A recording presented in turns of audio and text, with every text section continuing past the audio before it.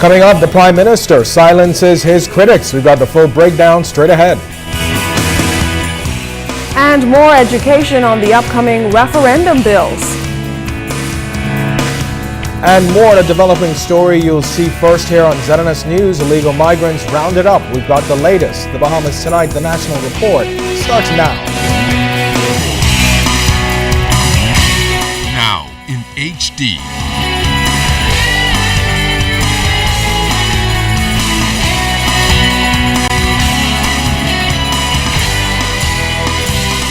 ZNS Network presents The Bahamas Tonight. This portion of the news brought to you by BTC Every Day.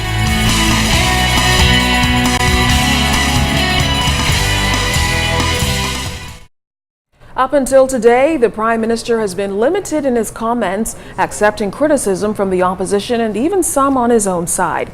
Good evening, everyone. I'm Keishla Adderley. And I'm Candino Knowles. Well, today, Prime Minister the Right Honourable Perry Christie scolded those on his side who criticized his stance of unity as a parliamentary team. He also sought to set the record straight on government's position regarding value-added tax and the constitutional amendments. As we hear in this report from Clint Watson, the opposition did not escape the Prime Minister's strong words. Making it emphatically clear that his agenda is not personal nor political, but nationalistic in its scope. If a government that is elected is going to have a program, it must have members who are prepared to support that program. That is why they were elected. Prime Minister the Right Honourable Perry Christie unleashed from his arsenal a defense saying he has always supported members of his team, going to lengths to explain that he personally introduced each member on his side to the public and outlined their capabilities and qualities for leadership that would make them suitable for governance prior to being elected, and that's why an attack to the contrary he takes personal. And therefore there's a personal kind of agonizing for me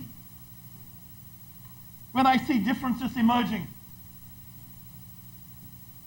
When I see a member who I introduce look at me and say what I'm doing is a betrayal of the people I represent. I don't give that to no right to no one in this parliament to attribute to me a betrayal. For 40 consecutive years, I have been in public life in this country.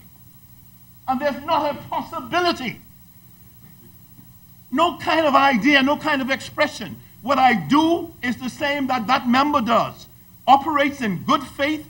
Mr. Christie, whom history records has sat in Parliament as an independent, having been once thrown out of the PLP in 1984 with former Prime Minister Hubert Ingram, says he is quite familiar with the role of standing alone. But that does not mitigate that there are consequences. It's a lonely position, and yes, it's a principled position. And you gotta be joking to believe there are not consequences. Not put in by anyone here. You represent people. And the people you said to them, you must explain to them, not to me. The Prime Minister says while there may be mistakes and differing views, as a party, those should be dealt with and hashed out behind closed doors. But when they step out, theirs should be a united front. But when it comes to the politics of governance, Mr. Speaker, it's a team. And I think the member for Fox Hill said it right. They have to compromise sometimes, Mr. Speaker. And sometimes it's deep. All of these members here, to say otherwise, to accuse them of betrayal, Mr. Speaker, is personal. Having had his government's campaign slogan, Believe in Bahamians, thrown in his face as an argument against implementing value-added tax, the Prime Minister says everyone is aware that they met the country in a financial state that demanded a drastic response to a dire situation, a position shared by the former administration. It was being demanded by the circumstances of the economy of this country. So they could sit over there and smile and talk and say what they like. But if they came into these seats here, it'll be different. If they have to sit with the International Monetary Fund, it'll be different. The Prime Minister says his government has committed to bringing a number of initiatives, including mortgage relief, and in due course, they will fulfill those promises. Clint Watson, ZNS Network News. Minister of State for Finance Michael Halkitis, in his contribution to the value-added tax bill on the second reading, explained that the VAT unit is presently undergoing training sessions which will introduce them to the registration module of the revenue management system in preparation for registration. Mr. Halkitis said registration of businesses is set to begin in September. And the top 100 large taxpayers will be catered to specifically for VAT registration purposes from September 2014. Workshops are being planned from October 2014 for small and medium taxpayers in New Providence and selected family islands. So any business with an annual turnover of $100,000 or more would be required to register. Businesses with a turnover of less than $100,000 would not be required to register. Mr. Halkitis added that he was confident that the government's program of tax reform, including VAT, would move the country to a tax system which was economically efficient and adequate. He also outlined the filing periods under the VAT rules for business. Is that businesses with annual turnover of $5 million or more will file monthly, big businesses.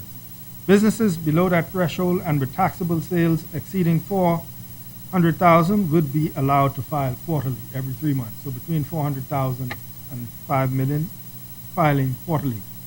Other registrants would be allowed to file on a semi-annual basis and use more simplified cash accounting methods when compiling their returns. Fox Hill Member of Parliament Fred Mitchell also throwing his support behind the VAT bill. He says there may be some discomfort, but he believes the tax is in the best interest of the country. He said the fact is government has to find ways to raise additional money. There may be some short-term impacts, but in the long term, there is a recovery. The fact is that has to be done. You have to make the decision now, the difficult decisions. And this is the issue, the point at which we're at. There's a lot of heavy lifting the Progressive Liberal Party has to do this year. It's a really tough thing for a government to do. Taxes are never popular. Change is never easy or popular. But some things are the right thing to do. Golden Gates Member of Parliament, the Honourable Shane Gibson, noted the hypocrisy of the opposition. He says opposition members know full well the financial challenges facing government since it was them who left the country hundreds of millions in debt. As a result, Minister Gibson says government must now tighten its belt and find ways to grow the economy and place the country back on sound financial footing. You can never generate the kind of revenue on these islands that you need to take care of these infrastructures. Look at the airports. We have airports that we have to build, and when we finish building them, we have to maintain them. It's called for money. We just announced a couple of months ago, and we started to receive just recently, some of the vessels that were ordered for the Royal Bahamas Defense Force. We want our borders protected. Where are we going to get the money from to pay for these vessels? And then after we purchase the vessels, we have to maintain them. We have to man them. We have to put Defense Force officers on them. We have to make sure that they're adequately compensated, that they have proper wages and proper benefits and proper living conditions, Mr. Speaker. This calls for money. Look at Bahamas Air, Mr. Speaker. We have an aging fleet of Bahamas Air aircrafts. How are we going to pay for these things?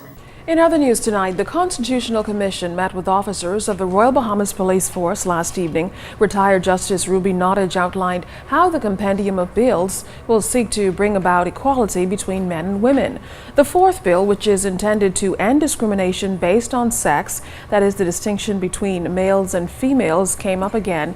Nottage sought to clarify the insertion of the word sex into Article 6.